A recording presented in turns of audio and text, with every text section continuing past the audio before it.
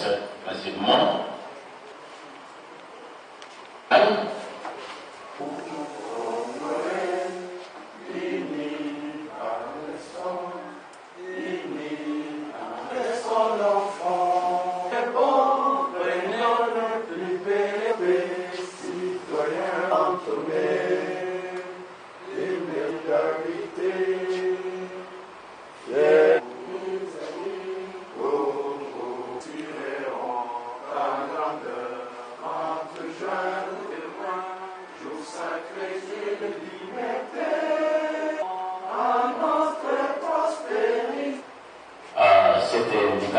Des présidentielles populaires qui est née suite par son excellence Étienne Tshisekedi Lumumba, raison pour laquelle naîtra après l'élection cette structure dénommée la majorité populaire.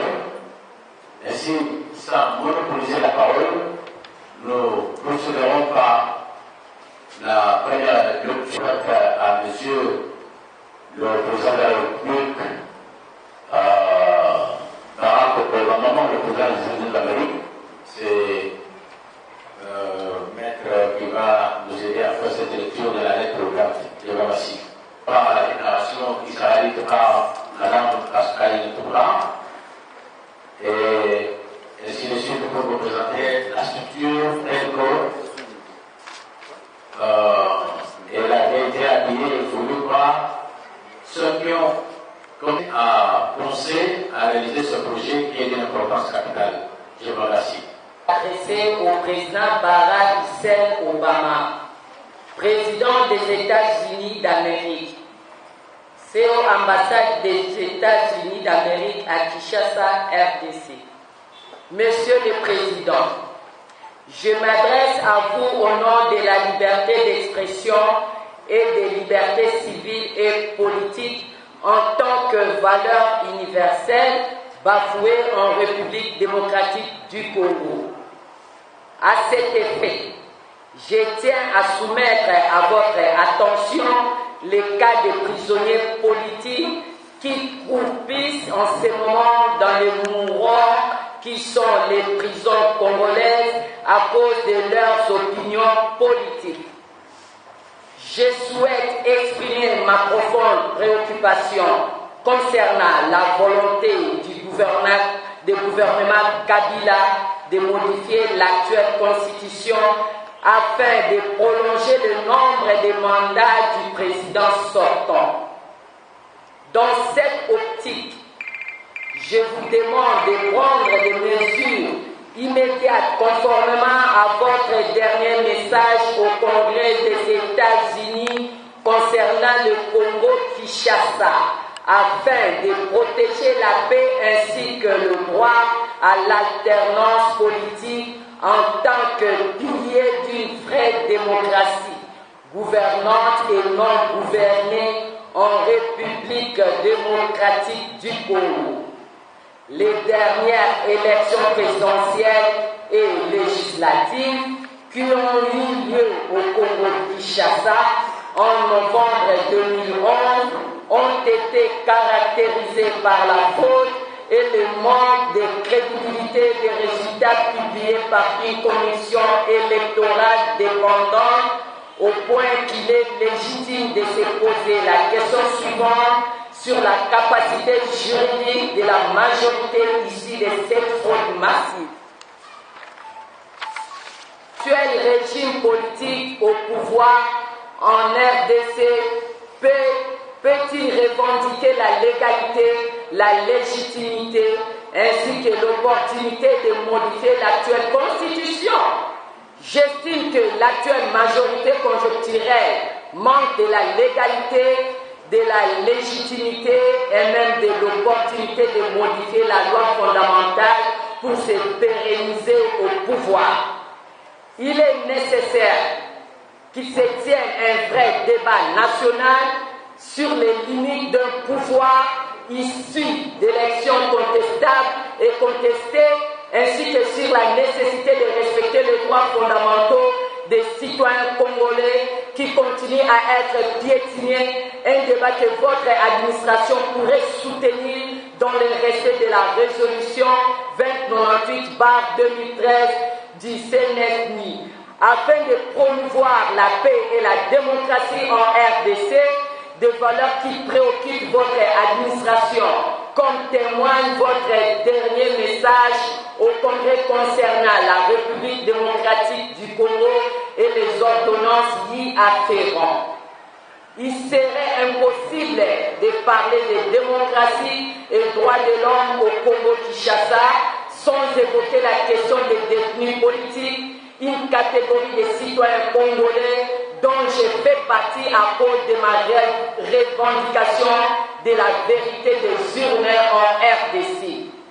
Les tentatives d'obstruction de ma liberté de mouvement, ma détention au secret alors que j'étais député élu de la ville de Kinshasa dans le rang de l'opposition politique, mon invalidation cavalière en tant que député national, la violation de tous mes droits afin de me neutraliser politiquement à travers un montage politico-judiciaire débouchant sur une parodie de procès politiques iniques et irrespectueux du droit de la défense.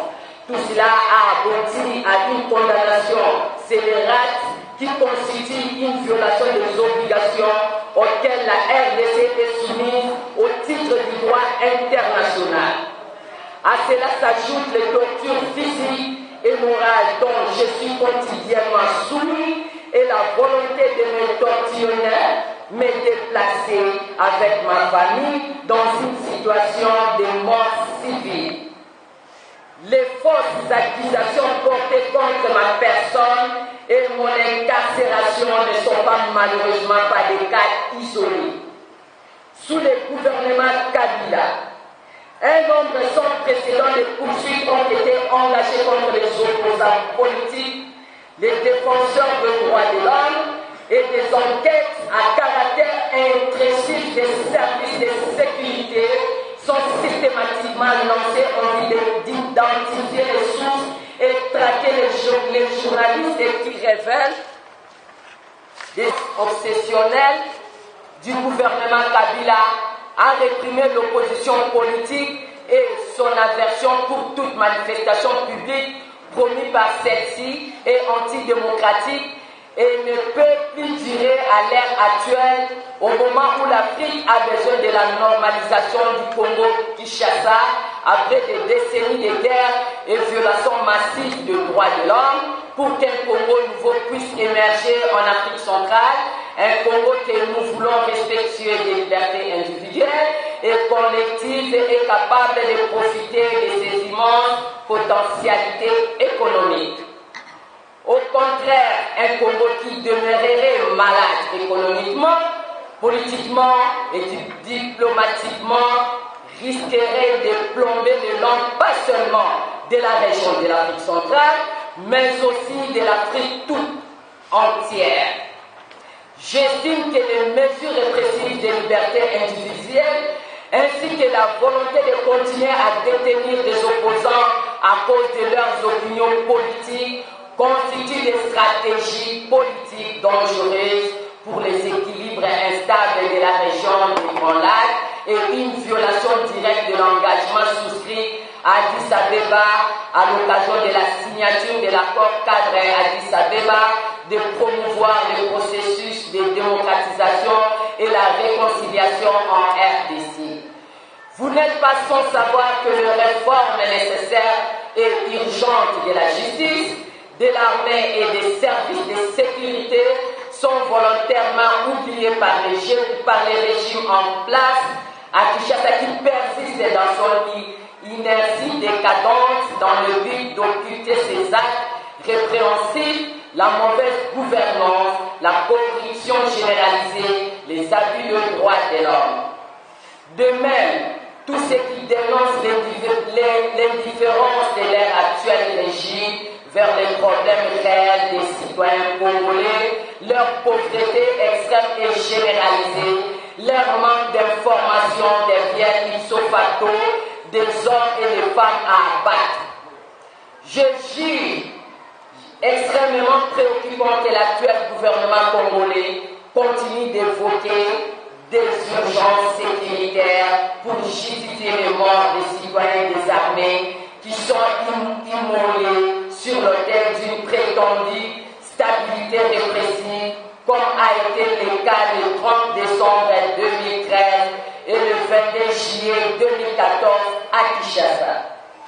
Les États-Unis reconnaissent depuis longtemps le rôle essentiel du respect des droits de l'homme et des droits civils, politiques dans l'établissement des bons rapports entre les États et surtout entre le peuple. Par conséquent, j'ai pris votre administration à soutenir la libération des opposants et prisonniers politiques détenus injustement en RDC sur la base de faux dossiers montés par les services de sécurité afin de les éloigner de la scène politique. Soutenir l'alternance et l'alternative politique en RDC, soutenir la tenue d'un débat ou dialogue national sur la reprise du processus de démocratisation de la RDC, poursuivre la protection des droits de l'homme ainsi que le droit civil et politique des citoyens congolais au nom du droit international, la Déclaration universelle des droits de l'homme ainsi que les traités internationaux relatifs aux droits civils et politiques. Soutenir l'adoption par le Congrès des sanctions contre tous ceux qui s'opposent à la relance du processus de démocratisation en RDC, aux droits inaliénables des citoyens congolais, aussi bien de voter qu'élire effectivement leurs dirigeants sur la base d'élections libres, démocratiques, crédibles et respectueuses des échéances constitutionnelles. En ce qui me concerne, je suis prêt à payer et je paye déjà le prix pour vivre un jour dans une société libre. Je vous prie d'agréer, Monsieur le Président, l'expression de ma haute considération distinguée, Kinshasa le 27/7/2014, et Eugène Diony Ndongala, président national de la démocratie chrétienne DC, porte-parole de la majorité présidentielle populaire en sigle MPP, prisonnier politique en RDC. Je vous remercie.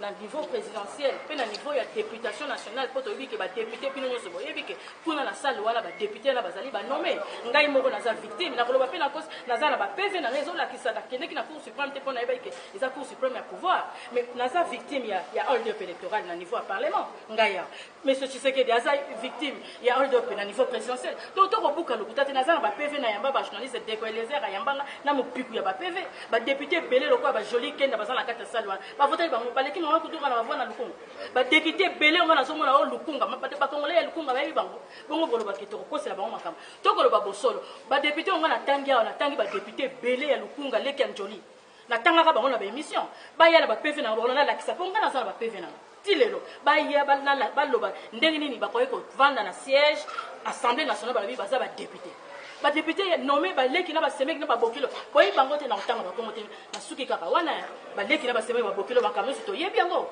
ba mbanda pe ba sana kati bosiko to kolobani nazo boka lokuta tozolo bana bosolo na ngai naza capable je assume mes opinions pour naza na ba preuve ya ba PV Tshisekedi nga en tant que président du parti politique fils nazalaki na ba document tango ozomona mama Kudura ozomona na présidence de la République ba voter Tshisekedi nana ngo kobunga ki ba voter Tshisekedi mais bazo gouverner sur na défi bazo gouverner sur na makasi na encore yango wana tozwaki mukanda na biso to dénoncer non seulement na 2000 siko baza sous l'intention wana baza pe sous na sonité bazo belela ngo ke balingi sous ba tricher na 2007 to kotikela ba ko kuta biso na nzela na bango peut-être voix pression populaire moto moko ta ko kolonga pression makudura santé ya président Diony Ndongala bolobi na santé to lobi yango na papa na texte na ngana tangi yango santé za malamu te tango to lobi bakamuke bazo privé et même ba soins de santé pour ils allaient quand même cas humanitaire moto ta za na boloko soki abeli bako bimisa ye azwa soin mais oyo wana na kana ye pour azali prisonnier ordinaire te azali détenu ça dit prisonnier ya monsieur Joseph Kabila. Merci. Venez faire votre déclaration aujourd'hui, qui est la lettre que vous allez laisser au président Obama et votre réaction concernant tout ça. Voilà, présentez-vous d'abord. C'est Madame Charlotte Mivilou-Kalonji, secrétaire générale du RNS. Elle est RNS, parti politique membre de l'AMPP. Nous venons là de faire notre sortie officielle, c'est-à-dire que la sortie officielle de l'AMPP, où nous avons fait la lecture de la lettre ouverte que le prisonnier politique Eugène Diomi Ndonga l'a adressé au président Obama, où il dénonce la crise de légitimité en République démocratique du Congo. Il dénonce l'arrestation arbitraire de politiciens, des opposants. Il dénonce l'arrestation arbitraire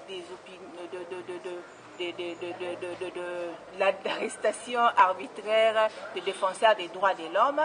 Voilà, nous l'avons lu et la lettre sera déposée bel et bien à l'ambassade des États-Unis d'Amérique parce qu'elle doit absolument procéder M. Kabila qui est invité aux États-Unis d'Amérique. Bon, à part ça, nous avons aussi procédé à notre sortie officielle, je disais la sortie officielle de la MPP, où nous avons présenté aussi la structure de la MPP. Désormais, la MPP sera conduite par Madame Pascaline Koudoua à l'absence de son porte-parole qui est prisonnier, privé de M. Kabila, qui est malade, privé même des soins de santé en prison là où il est. Vraiment, il est maltraité, il est torturé. Nous exigeons sa libération dans l'immédiat. Que comptez-vous faire dans l'avenir? Dans l'avenir, nous avons projeté autant d'actions que nous allons mener. Nous allons faire des marches pacifiques où nous allons réclamer la vérité des urnes, où nous allons réclamer le départ de M. Kabila, où nous allons nous opposer à la révision constitutionnelle parce que la MP vient de dévoiler sa stratégie de changer la constitution pour se pérenniser au pouvoir. Mais que dites-vous de ceux qui disent que non, modifier la constitution, c'est la respecter? Oui, dans la Constitution, il y a des articles que la Constitution elle-même a prévus pour sa révision en cas de besoin. En cas de besoin, en cas de l'intérêt national, on peut réviser la Constitution. On ne doit pas réviser une Constitution pour l'intérêt d'un individu ou d'un groupe d'individus qui veulent se pérenniser au pouvoir. Ça ne se fait pas. Parce que là, l'idée de la majorité présidentielle qui nous gouverne par défi est de changer la constitution pour que M. Kabila reste éternellement au pouvoir. C'est là où nous ne sommes pas d'accord avec la majorité présidentielle. Et puis, la constitution prévoit des articles qu'on ne peut pas toucher. Qu'on ne peut pas toucher pendant le match. Bientôt là, c'est 2016, nous irons aux élections. Pourquoi changer la constitution au moment où nous sommes à un pas de l'organisation des élections de 2016? Pourquoi? C'est tricher. On le change non pour l'intérêt national, mais pour l'intérêt d'un individu. C'est là où ça blesse, là où ça blesse. Ça blesse, ça me dérange. Que comptez-vous faire, n'est-ce pas, pour bloquer cette révision? Nous invitons la population à la vigilance. La population congolaise est le souverain primaire. C'est lui le détenteur du pouvoir. La population congolaise doit dire non à ça. Elle ne doit pas avoir peur. Elle doit s'élever et dire non à la révision constitutionnelle. Kabila doit partir en 2016. Elle n'a qu'à faire son bagage et partir. Il ne doit pas s'imposer. Il n'a aucun pouvoir sur la détermination populaire. La détermination, c'est ça, populaire, c'est ça la force. Le peuple doit s'élever et dire non. Mais pourquoi vous... C'est comme si vous avez peur, M. Bochard Boudi, le secrétaire général du PPRT, dit que non, c'est le peuple qui va trancher, c'est-à-dire par voie référendaire. Non, vous savez qu'en 2011, il y avait élection. Ils ont triché. Il y avait élection. Ils n'ont pas respecté le choix populaire. Le peuple avait choisi M. Tshisekedi comme président de la République. Mais Tshisekedi a été empêché de travailler. Tshisekedi a été empêché de travailler. Il a bien dit le référendum, c'est à la population de trancher. C'est pas mal. Mais il faut respecter le choix populaire. On ne doit pas voler la volonté populaire. On doit donner à ce peuple-là son choix, de laisser le peuple de jouir de son choix. Hein? De son choix, c'est ce que nous voulons. On ne doit pas l'imposer. Ils cherchent à tricher même pendant les référendums. Nous l'avons vécu ici. Ça ne sera pas une surprise la tricherie. Parce qu'ils disent, nous allons rester au pouvoir. La Constitution a verrouillé certains articles qu'on ne doit pas toucher. Ok, merci beaucoup. Je vous en prie.